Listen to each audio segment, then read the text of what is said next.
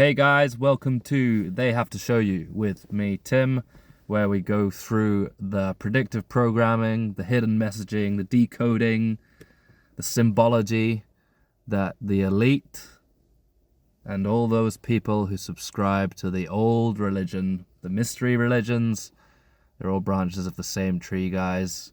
Masonic, Kabbalah, Thelema, OTO, it's all the same thing. It's all this old religion, and they hide it for us everywhere, but they have to follow this rule. They have to show us. So everybody knows that The Simpsons predicts everything, and it's very much out there in the public consciousness. But what I don't think anyone's done is gone through with a fine-tooth comb through from the very beginning of The Simpsons, from Series 1, Episode 1, because if there's obvious things that are being predicted in The Simpsons, then I guarantee you there is symbology and occult meaning hidden everywhere throughout it. So using the knowledge that I've gained over the past several years as a Christian man who believes in Christ and wants to follow the Father that he came to tell us about, I believe we should be exposing this, and that rather than being initiated into the occult subliminally as they would have us, rather that we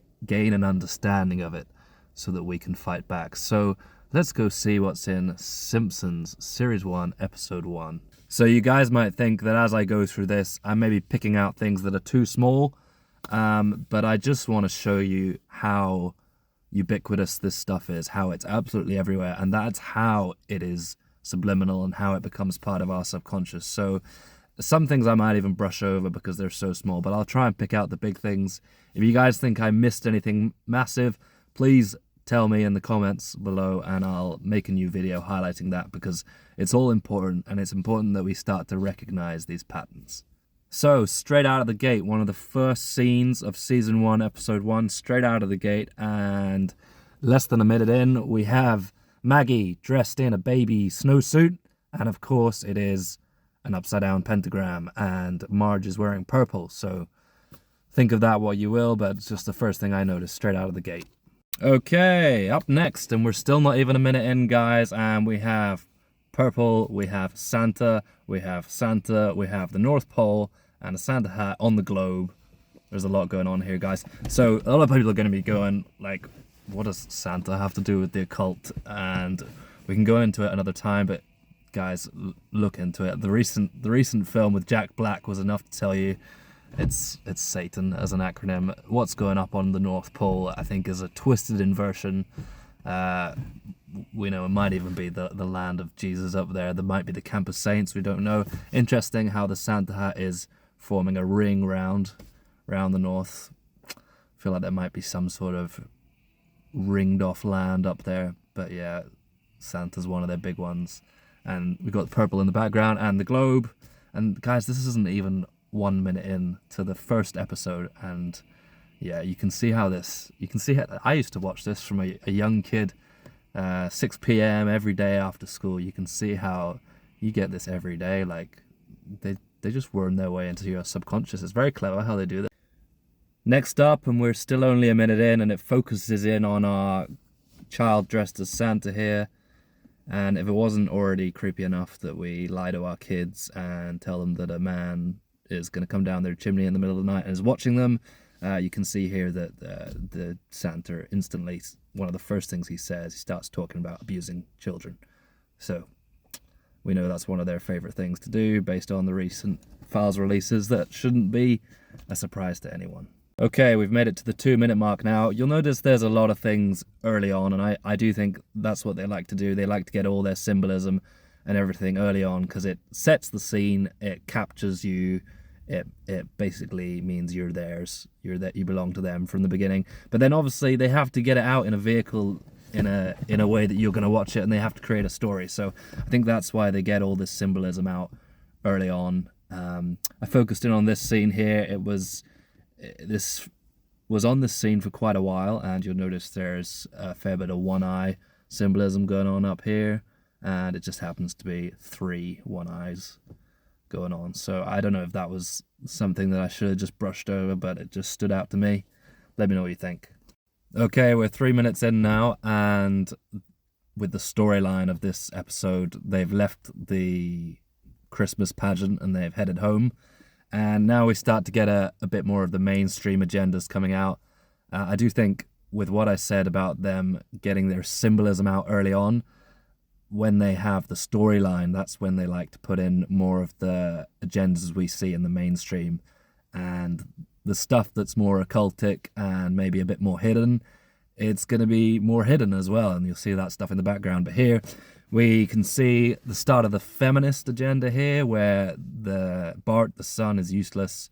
Lisa's amazing. She gets straight A's. And they're just saying, well, Bart's not really good at anything, but we love him anyway. But Lisa's the star, and you can see this is a big thing that the Simpsons achieved. Is it basically promoted that whole man useless, dumb, women smart, capable, clever, and pushed that out to society in a big way. And I think the Simpsons was probably pretty responsible for concreting that idea in the minds of lots of young people, probably me included. Okay, we're still at 3 minutes, and the feminism stuff is still ongoing. It's actually transferred from Bart to Homer now. So as well as a useless, stupid son, you have a useless, stupid husband.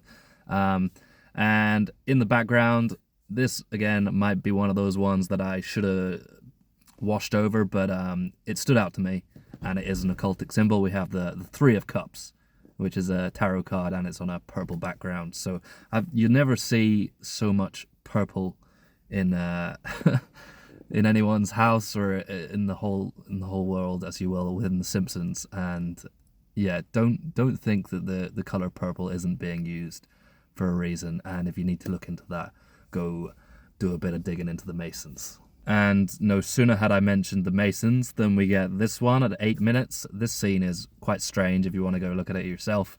There's really no reason for him to linger in these shapes that he's making. But we can see we've got an archway, we've got a Masonic floor. It's like a pinky purple background in the kitchen, and Homer is exclaiming in the shape of a five-pointed star. So pure Masonic symbology there, and of course he's exclaiming, "It's true, it's true."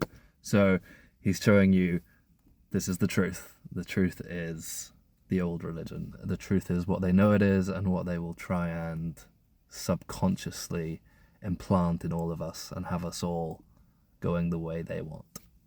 Right, next one, 9 minutes in now. Nice purple background there, as always. And here we have the beginnings of Marge is basically being lied to by Homer here. So we have the normalization of deception. For those of you who think we're in the little season, you think we're in the little season of deception.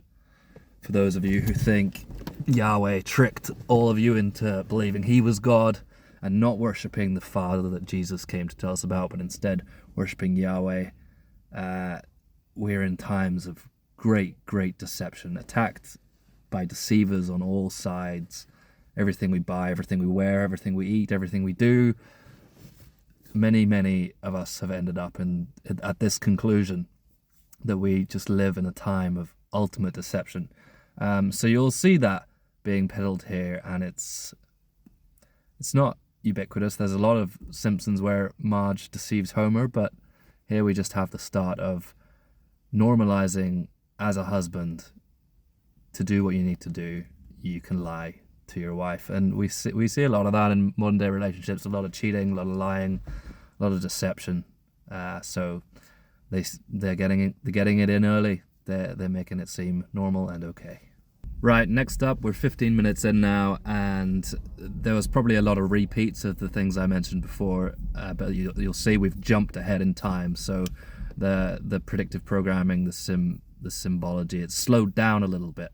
But as I said, they like to get it in early, and they have to actually create a story that you're going to watch. So, but here we have Homer basically being completely shafted at his job, where he's a total slave.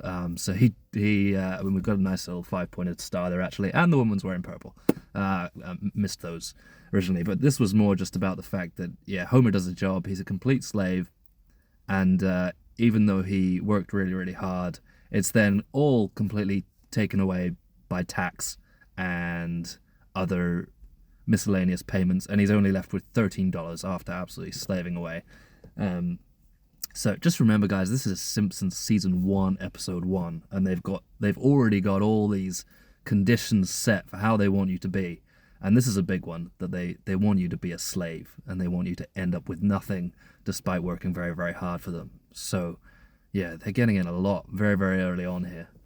Right, finally, we're 17 minutes in. The episode's only 20 minutes long, so this is near the end here. And the main thing I got from this scene, it focuses on this scene for a while. I think the main thing they want you to know is that if you're desperate, you can resort to gambling. And not so much the dog races nowadays, but we see with the rise of apps and everything that gambling is being promoted by a lot of influencers, for one, all that Paddy Power and everything over where I am, and I'm sure there's different ones in the States and Australia and where all the rest of you are.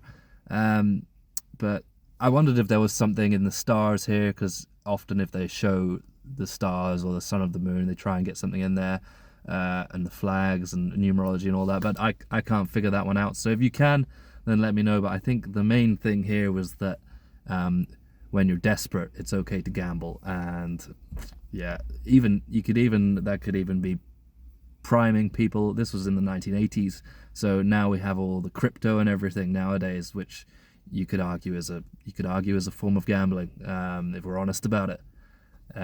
Investing but gambling, so they want you to gamble, so just remember that.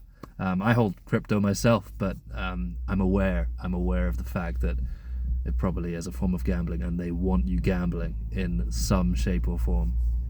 Okay, guys, that's it. There was no more frames in this episode that didn't repeat on what I'd already said. So I hope you enjoyed that, and I hope it empowers you and helps you live as Jesus wanted us to, just being aware of what they want from you. Because if you don't know what they want you to do, how are you meant to do what you're not meant to do? But yeah, let's just focus on what Jesus taught us, the Father he taught us about, and let's be strong through this time of deception. And I'll see you next time.